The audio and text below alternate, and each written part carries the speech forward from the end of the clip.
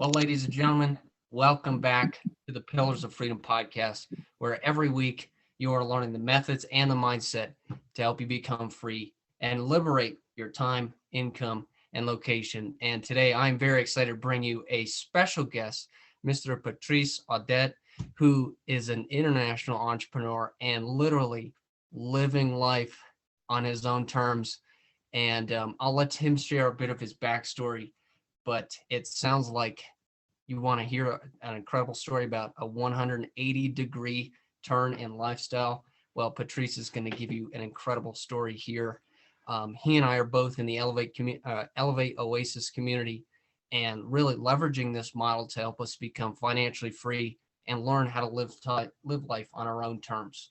So without further ado, Patrice, welcome to the show officially. And Thank could you take a couple minutes and just tell our listeners a little bit about your background and where you come from and what life was like and how it is today? yeah. First, thank you to have me on your podcast. I think it's a very good idea and brings a greater sense of community for all the people in the ecosystem. So, first of all, I'm French Canadian, so that's the strange accent that I have when I talk in English. Um, I was basically in a shitty position with a job that I didn't like. My network was entirely displaced with my separation with my ex.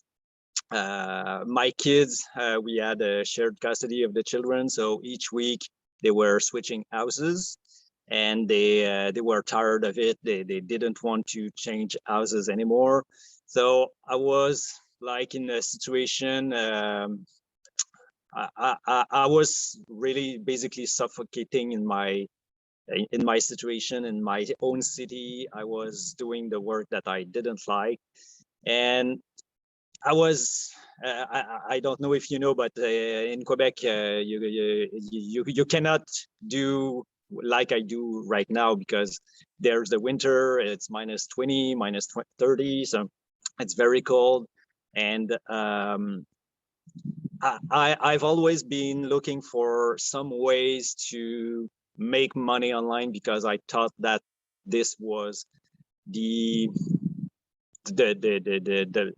the best way to generate money passively, or not necessarily passively, but money that you can work on from a computer and an internet access from anywhere in the world. So I started many years ago to look for ideas. I made millions of things. I was always keeping a boring underpaid job just to have some brain juice to keep to for my own project. But most of my life I've been close to e-commerce, the web, social medias, all things like that. So I tried to well, one of my last job as an entrepreneur was to sell print-on-demand T-shirts at $10 a T-shirt. So you need a lot of T-shirts to get the ball rolling. The first 4 that you're selling every month are just to pay for your Shopify platform. So basically, you're not making money until, well, I made something like 20 sales of 20 T-shirts, but that's only $200. So it's not that much, and it's not. It takes a huge following to generate like 4,000 T-shirts per year just to make your salary, not counting the advertising cost, the cost of your websites, things like that. So basically, I was totally. I didn't know where to look, and I don't remember what I searched or what I did, but I was surely depressed to how do I make something online to just escape that life that was not for me anymore. So yeah, I just found a very good ad from one of the affiliates in Elevate, and that ad alone was just written for me. So when everyone is telling you about the importance of the copy, I was hooked right at the ad level. And then I watched the video from Andrew. It spoke entirely to me. I knew this is what I wanted. After 10 minutes, where is that button so I can join that community and do something with it? So it was something like 11 in the evening, and I watched the entire VSL. I click and schedule my calls. I knew I was in a sales process. I knew that somewhere down the road, somebody would have something to sell. I was not expecting the cost. I made a bit of that's a big commitment, and you don't know, is this a scam? Is this, I don't know these guys. Where would that money would be? And I had an exceptional call with Natasha Gelina, who speak French.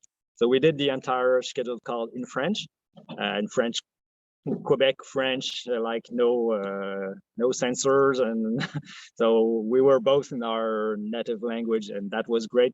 And Natasha said to me some things that kept ringing into me. It's like, if you don't do anything, where do you expect to be if you don't do something? Or stop thinking like a poor, because you'll be poor all your life. And so she was very understanding, comprehensive, and yeah, I signed up on a finance plan and never regretted it because that's my tribe, that's my community, that's I've changed so much since I'm in this program.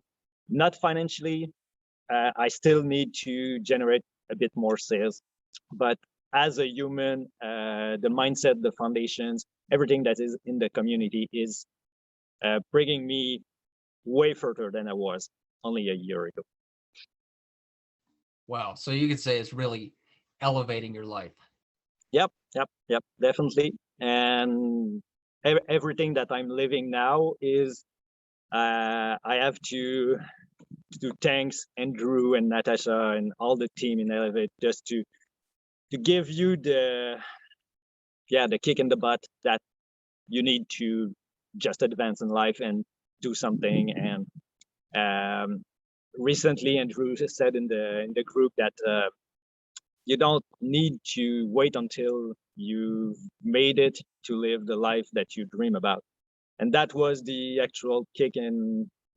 Yeah, I don't need to stay in Quebec, in my frozen part of North America, doing shitty jobs, and just move it. I saw this maybe in 3 or 4 years, like the round number. I do this for my 50th anniversary or something, but all the planets were just aligned for this right now. And just go. I have the equipment, and let's make the best out of it. And it sounds like you're building your business as you live your dream lifestyle now. Yep. I'm currently full-time bike traveling, so it's easier to do it in Europe than in Canada or even the States because of the weather. And so usually I bike in the morning because I need to leave my camp. So I bike on the morning, and then when I'm tired of riding, just a second, the car. When I'm tired of riding my bike, this happens. I cannot ride all day long anyway, so I take a break. I find a good spot, like this setting right here. I've worked on that little corniche most of the day. So I'm checking my social media. I'm boosting my audience. I'm trying to figure what copy to write, things like that. And it's really great because the combination of the bicycle, where you have a lot of time that you can think, and the movement of the pedals is just something that encrusts that fix the ideas that you have. So I'm more creative. If I'm in a beautiful setting like that, my creativity is enhanced. So the combination of being able to work and travel and being active, because I'm fully in shape. I don't need to go to the gym or have a walk on the evening because my activity is done. So I have full disposition for intellectual work on my computer, and I carry everything on my bicycle bag. So I have internet everywhere. I have my computer, my computer myself, and beautiful settings like that. So this is the view of my office today. Tomorrow won't be the same. Yes, the past 2 weeks I was on the French Riviera, working on the beach, watching the scenery, beautiful people, beautiful beach. I was on my tablet doing some work for Elevate, and yeah, so that's combining both physical activities, travel, and work, because work must be done, but I can do the work in my house in Quebec, or I can do the work anywhere. So I chose to work from anywhere. Yeah. Definitely. Wow, that is awesome. Yeah, literally living and working on your terms. Now, you mentioned this is your office today. Can you tell our listeners where is your office today? Because what they're not seeing right now is this Yeah. phenomenal view behind you where Mm-hmm. we have beautiful mountains and these houses Yeah. tucked inside the hills. It's actually the beginnings of the Alps. I'm in Ligure, the area in the city of Pina. Yesterday I was in Ventimiglia, which is the first city, the first Italian city after the Côte d'Azur in France. So I passed through all the big game cities like Saint-Tropez, Monaco, Nice, Cannes, all those very noisy city where it's just an exposure of who has the biggest yacht, who has the shiniest Ferraris and things like that. It's just consuming. And I'm myself in a life that I sold everything. I have no apartment, no car. Everything that I own is on my bicycle. So my entire life fits into 4 bags basically. And I miss nothing. And those cities were just like distractions. It's just I show you how much money I have, and that's determine who I am as a human in life. And I was just beside of that on the Côte d'Azur, watching the beautiful beaches and everything. But it's so artificial. It's an artificial setup. Only consumerism, but not much depth probably. So when I'm in those beautiful little villages where people talk to each others, where there is an ambience, a feeling of community, it's so much better and much funnier to ride in bicycle in small towns like that than the big cities. So yeah, I'm just after the French border entering Italy. It's my second day in Italy. And it's amazing to switch countries in Europe because everything is different. On one side of a tunnel, you're in France, people speak French, there's saucisson and comté in the grocery stores. And as soon as you're on the other side of the tunnel, people speak only Italian. The groceries are not the same, the trees are not the same, the houses are not the same. You're definitely in somewhere else. So some place else. So it's very interesting and very enjoyable because my scenery changes every day. I started from Quebec on August 1st, took my flight from Montreal to Paris on August 12th, and I'm descending towards the south and the coast since then. So a lot of beautiful things, the scenery changed every day. Yeah, really enjoying it so far. Wow, that's awesome. Now, did you expect this kind of experience as you started on your trip? Because, I mean, from what you said, it's like coming from a shitty job and essentially a life that like it sounded like you couldn't tolerate anymore. Could you Yeah. have expected these kind of experiences? Um, I always saw myself doing something like that. I traveled a few times, like 10 days or 2 weeks, and it was just, yeah, it's great, but you have to go back to the real life. Yeah, it's great. You have to go back. So you're just doing small loops or just one path, and you just have like a tiny taste of the world, but not the real world. So what I'm living right now, it's different every day. I have no obligation. If I feel tired, I just stop. If I'm hungry, I just eat.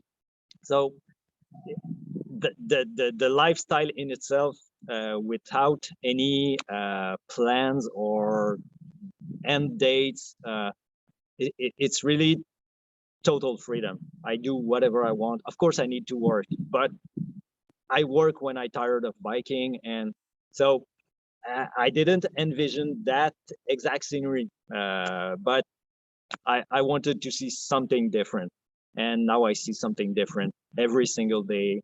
The weather is beautiful, and yeah, everything is uh, aligned to my core values, I would say, because you don't have any other choice than to listen to your needs. If if I need to eat, I just stop and eat.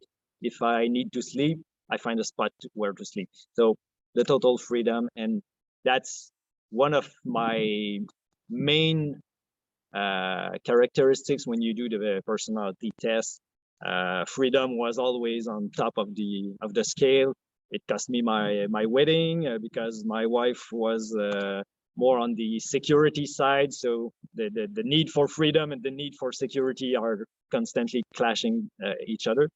So yeah, since I don't have any more wedding, that's the good side. I can do the freedom life that I always dreamed about.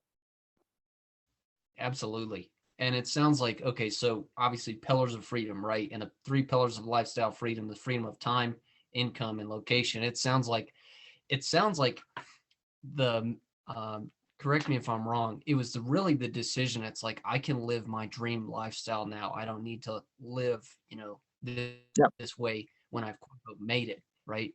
yeah. What do you think was really Actually, a year ago, just before I entered Elevate, I was a security agent in a museum, and the museum was empty because of COVID. So basically, I was just surveying nothing. So it's 8 hours every day that you're on your feet, standing, changing a room every 30 minutes. You have to eat at that time. You don't have to. You cannot talk to anyone. So very strict, very not freedom job. So I've got a tattoo of a disc brake from a bicycle on my calf, just to, that's the symbolism to just stop doing that, stop taking bad decisions, stop taking decisions for others, stop accepting jobs that you don't like, so things like that. So now I get the tattoo. I see it every time that I look at myself, and it remembers me that why this is why I'm doing this. This is stop doing bad decisions, doing shitty jobs, and just go for the real life and what you believe in. And yeah, so I'm here in Ligure in eastern Italy right now. That's awesome. So what encouragement would you give the listeners who are kind of trapped in a similar lifestyle where it's like where what they do, where they're at, and what time they can do it is all determined by, the quote unquote the security of a job. What encouragement could you give to help like liberate them to a lifestyle more like your own? Yeah, it's not an easy process. You the problem with a job is that it's bringing you comfort. So you have money, maybe you don't have enough money, but you have some amount of money to stay in that comfort zone. Um, when you have to go way lower to that it's hurting you so much that you have no choice to make a decision to take that action. And that action was the trigger for me was I had no money because I was only working and just to pay the apartment, pay gas to put in my car. And when you realize that why I don't have any money, so why do I work 40, 50 hours a week without any cash that I can spend on things that I like? Not even the last job that I had, I was doing food delivery. So you're constantly in your car, driving away in traffic, 5-6 hours a day. And you're not making money because you have to pay for the gas, you have to pay for the winter tire, you have to pay for all those things that, and you're constantly at risk. And for me, it was so unhealthy and not what I envisioned. And I have a couple of people related to me that died at a young age from bad disease. And so they worked all their life for retirement. And when they arrive at their retirement, they're sick and they just spend the rest of their life in hospitals and old people caring house. Is that something that I want? Is that no? So the pain was so bad that I needed to do something. And as soon as you take the first step, then okay, now what? I need to get out of this. First step is to take decision, take action, and then push on what it is that you really like, you really want it for your life. And but you have to be persistent and make sacrifices. I worked twice as much as many people that I know, and I had half the revenue of most people that I know. But it was so painful inside of me. It was shouting so loud that I hadn't any choice other than pursue my dream and live my life. So the pain aspect must be very high, or the stick or the carrot. Maybe you want the beautiful things, the lifestyle, the money, the freedom, etc. But for me, it was really the pain aspect that was so much of a motivation to get out of there and do something. So, yeah.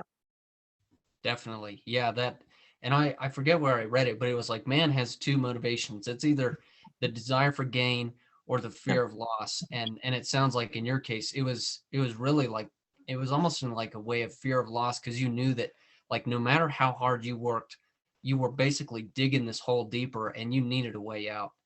Yep. Yep. Wow. Totally agree with that. I was basically I was just surviving. Like if you're drowning in a pool of water, and you're slowly lacking oxygen, and suddenly, eventually, you will die. I was feeling like that, and the worst thing is that nobody cares because you're in the mold. You're what society expects of you. You have a good job, you have an apartment, you have this, you have that, you have a car, everything that we're supposed to have to be happy in life. But deep down inside, you're suffocating. You're just, I need oxygen, I need something else, I need to go out of this. So yeah. Wow.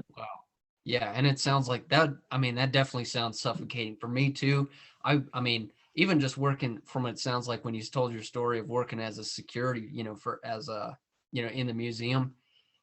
I mean, I mean, just listening to that, I felt suffocated, knowing that in my heart, like I want the freedom to live life on my own terms. Yeah.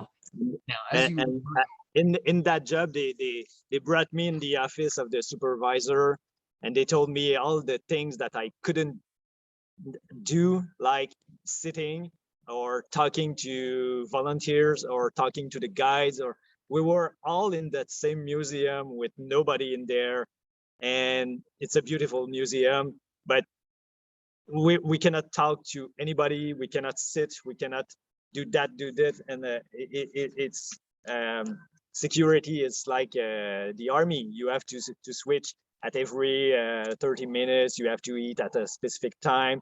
Everything is legiferated, and there are security agents that are looking at security cameras, but the museum is empty. So they look at what? They look at other security agents to find problems. So it was like the worst job that I ever had.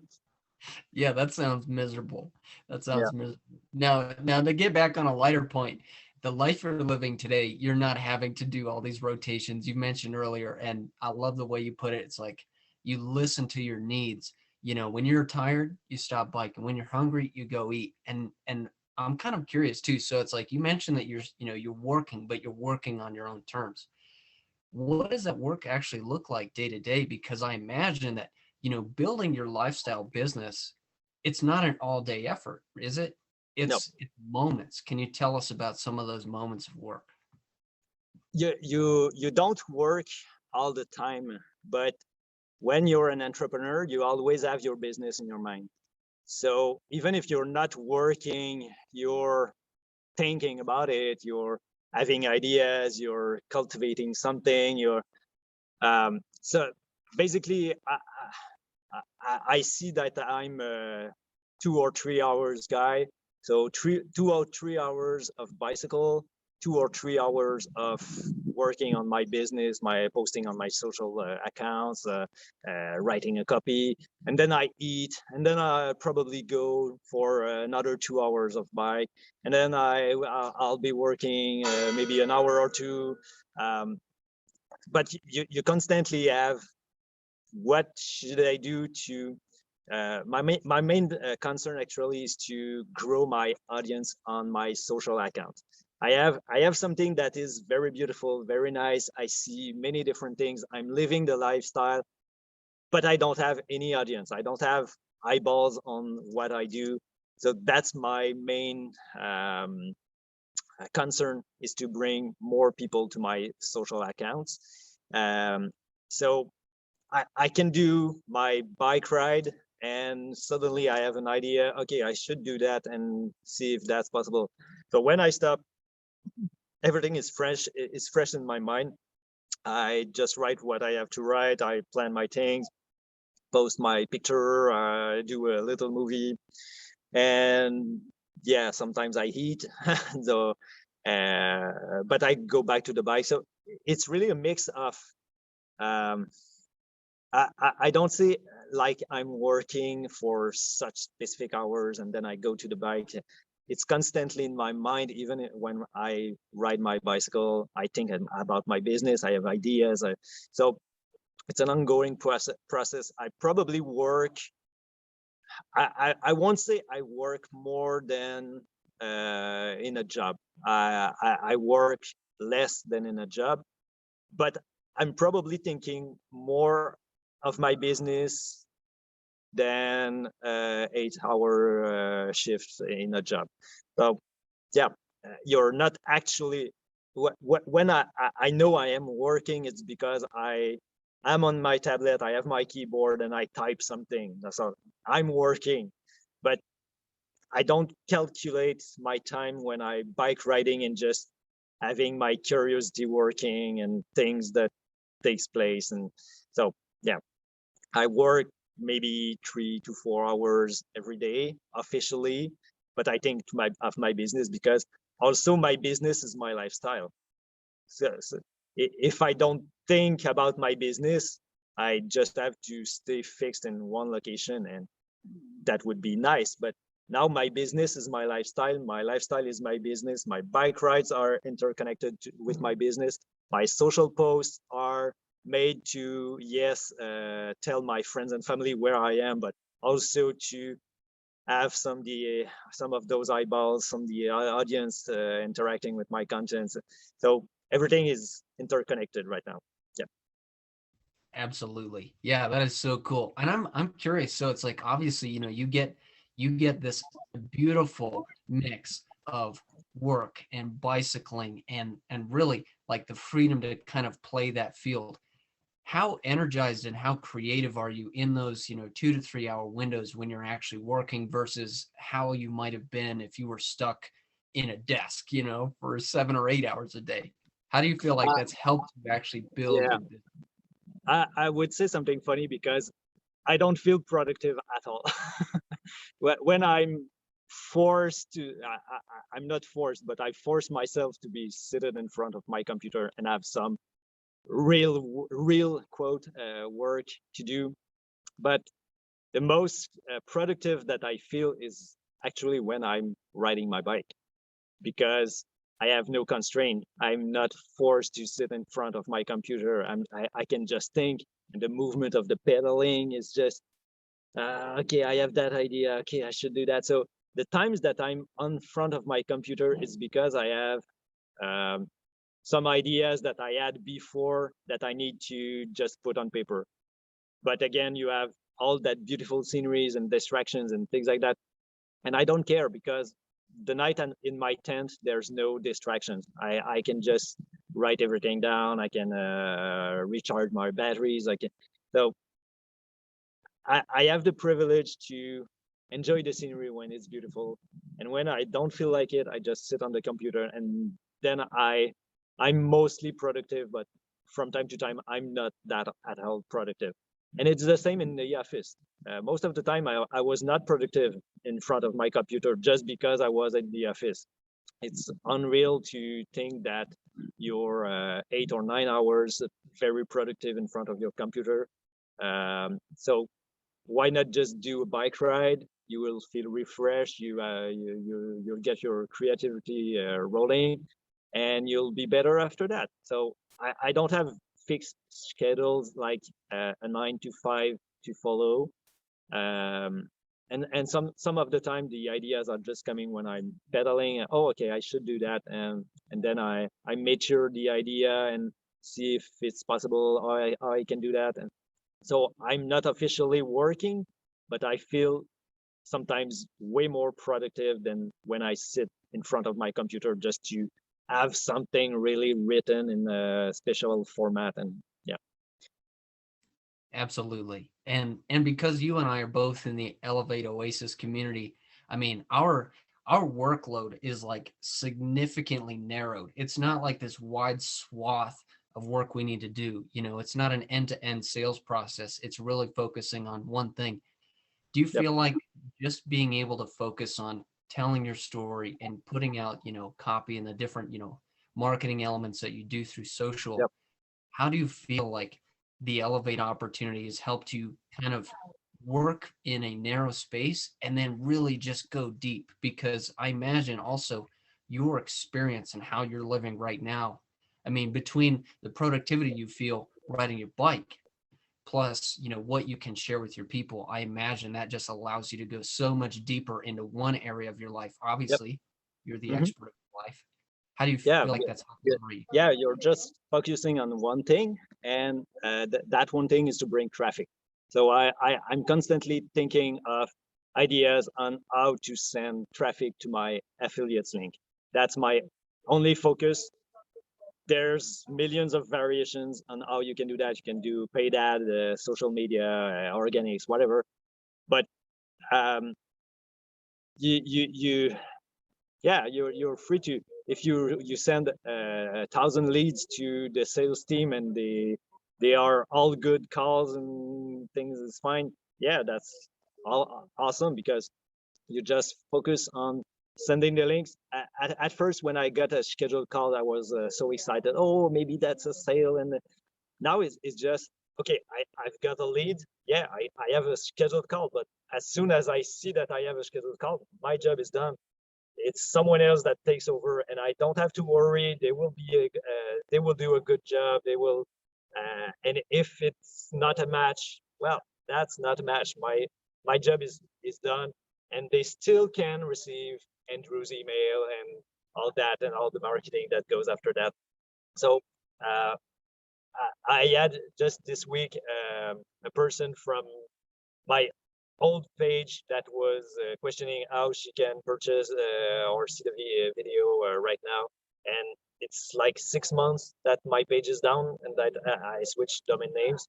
So I still have some leads about efforts that I made 6 months ago.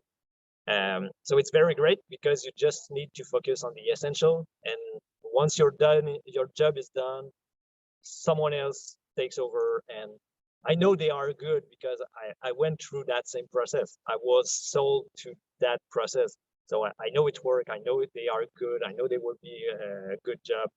So yeah, you're focusing only on one thing, and how you do that thing is really up to you, and how you can work with the bringing that traffic to your affiliate sites.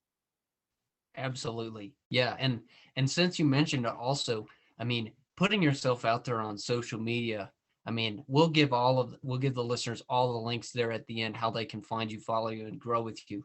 But where are you now, like in the internet space and especially in like social spaces? Because people especially after hearing this, they're going to want to follow you on your journey. I mean, you're bicycling through Europe. The things that they want to do, you are doing right now. So of course they're going Yep. to want to stick around, right? Where can Yep. these people continue to find you and follow you in your journey? Yeah, I'm currently on Facebook, Instagram, and TikTok. Still working on the how I I can capitalize on all these beautiful places that I see.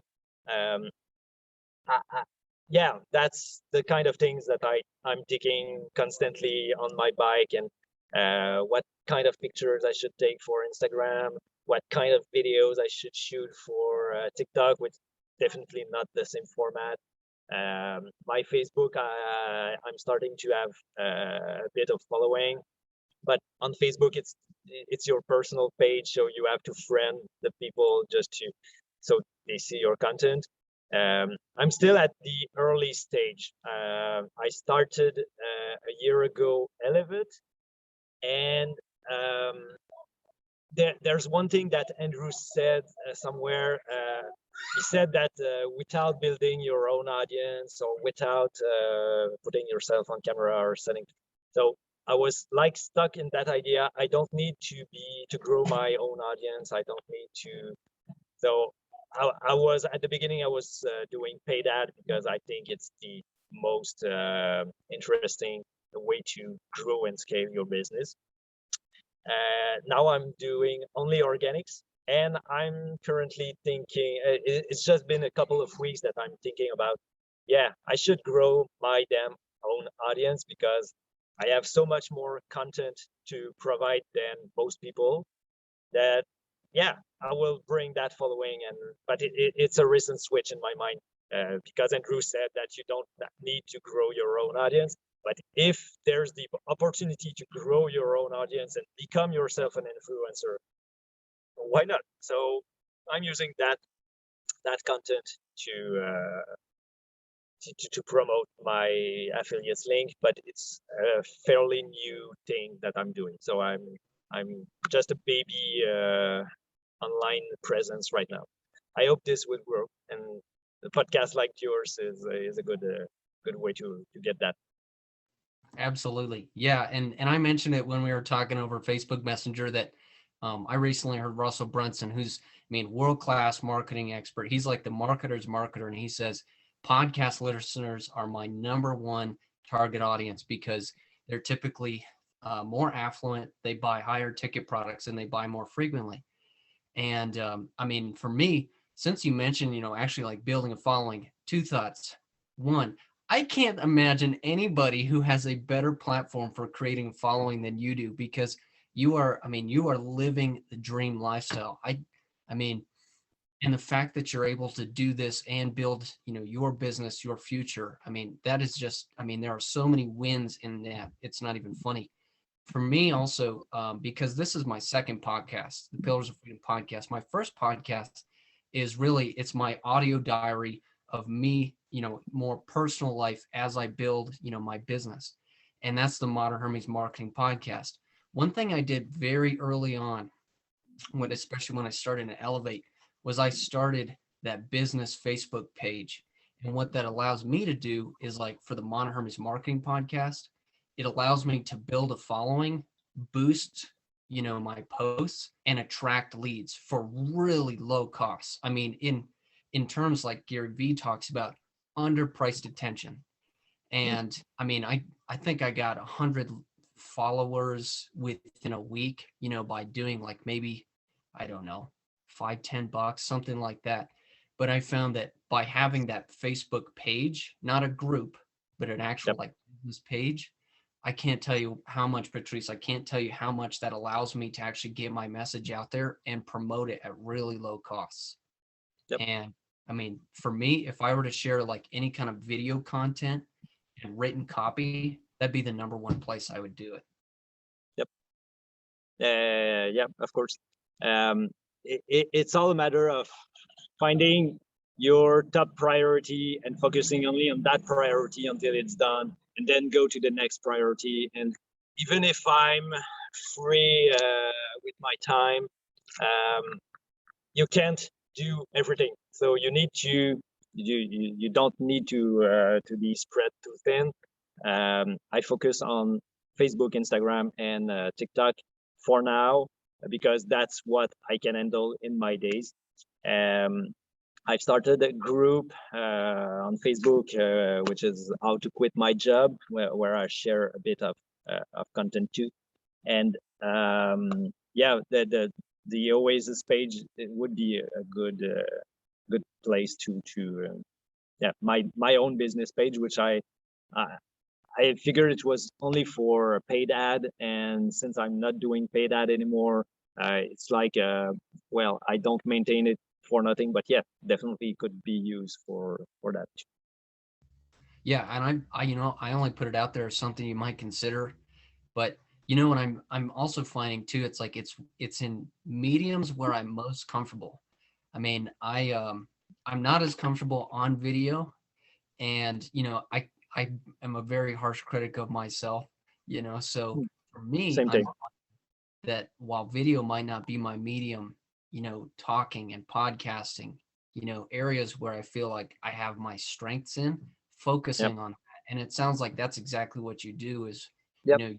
Yeah, focusing. for me is the written part, both in French and English. So mostly on Facebook, and I love to take beautiful pictures and intriguing pictures that no other tourists are taking, or so that's good for Instagram too. So yeah, for me, and I have better interaction on my written part than on my video parts, because I'm like you, I'm never feeling confident enough on video. I'm French Canadian, so for people of France, I have a strong accent in French, and for English people, I have a French accent when I speak English. So I always feel uncomfortable to have my face on camera and speak. And so yeah, you have to choose the right medium for your personality. I'm more of an introvert. I'm not that kind of guy that goes shouting, see how I'm good and I see that and this and that. So yeah, video is not my strong point, but you, you know what? You don't need to be good at everything. You have to choose one or two things that you're good at and go and drive the nail until it sticks. Absolutely. Well, and you mentioned also Instagram, you're able to take photos that very unique places, small villages like you're at right now. Can you tell us a little bit about the photos you're taking and that you're sharing on Instagram? Yeah, I have quite a long days because I wake up very early. I pack my things, and so maybe from 7:38 until 9 in the evening, I'm on the road. I'm having time because I'm biking and I work.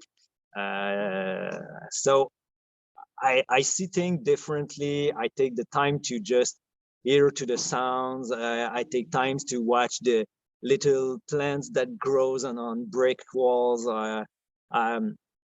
Contrary to the tourist that just goes by car or by train or by plane, they go so fast, and they have to go to that place, and we visit that place, we see the museum, we take pictures with, so they all doing the same thing, and then they go to the next spot and they see that things and that museum, and they take pictures and they visit. For me, I'm constantly visiting. From my first pedal stroke in the morning, I'm visiting, I'm solicited, my senses, I see everything. I see the insects in front of my wheel. I smell the bread, the figs, everything that there's on my road. I smell the sea, even if I don't see the sea itself. I smell it first. So all your senses are constantly solicited. I'm visiting every time, so I don't need to go to the museum, pay for a visit, see what there is to see, or go to the very big monument that everyone is taking in pictures. I feel that boring because I have so much time, so much. I'm infused of the place that I visit. So just today I was in that village, just listening to the quietness of these old walls. They are like very thick walls, and you don't hear any kind of noise. You just hear some Italian speaking, preparing their meals. So I was just sitting there, just basically hearing the sounds of the city, and that's my preferred part. When it's too loud, too much noise, too much attractions, too much everything, I just want to get out on my bike and get out of that big city. So yeah, I'm able to take more in-depth picture. Yeah, so I guess I have something for Instagram too. Yeah, it sounds like it. So would you say that like your unique value on Instagram is really capturing those moments that most people in the busyness of their lives and in their travel, they wouldn't experience at all, No, really? I was in Rome a couple of years ago, and I had time. I was there for a year, so I was just sitting in front of the monument, and you see all the Japanese and the Chinese and everyone just taking their pictures of the Coliseum, and they go and they're very fast, and they don't enjoy their trip because they have so few time to go there. They want to see everything, and they need to go to that place and take a picture. They don't really enjoy their trip. They will just look at their pictures, or even not when they go home after their 2 weeks. Contrary to that, I think I'm slow traveling. I can spend a day in a village that's really nothing to see there. It's not a tourist attraction, but for me, it's the speed of travel that's the best, because you have the time to see the things, you have the time to hear the smells, you have the time to taste foods, you have all your time. And if it's good, you stay a day, one more day. If it's boring, you just go back on the bike and see something else. You will see something else a couple of miles away. So there's always something to see, and you need to be in that disposition to see the things that surrounds you. Because I'm traveling slow, I cannot go to hey, there's something in Paris tonight. No, I cannot go, I'm on a bike. There's something in Lyon, just take a train. No, I have my bike, I have my gears, I cannot go. What I see is here now, and that's the things that I will see in my day. Yeah, and it sounds like you're definitely living, like a slower but more appreciative pace of life, right? Yeah, so sometimes I'm just in a public place like this, and I just stop and hear people, what they're saying, trying to learn the language from what they're saying, try to figure what they're eating, even you have no idea. I'm just more contemplative. It's a bit like the slow food movement. Like instead of eating fast food in McDonald's or Burger Kings or things like that, you eat more slowly, more delicious food, fresh ingredients. you take your time, you do it in family. So it's that kind of travel that I'm doing basically, because I'm not doing that fast, just fast enough to change scenery, but slow enough to really have the time to enjoy every single inch of road that I see around me. So it's very good. Oh, that's awesome. So, and it really all came down to like going back to, the beginning where it's like you had to make that decision that it's like, you know what, there's no need for me to wait to live my dream lifestyle, after I've quote unquote made it.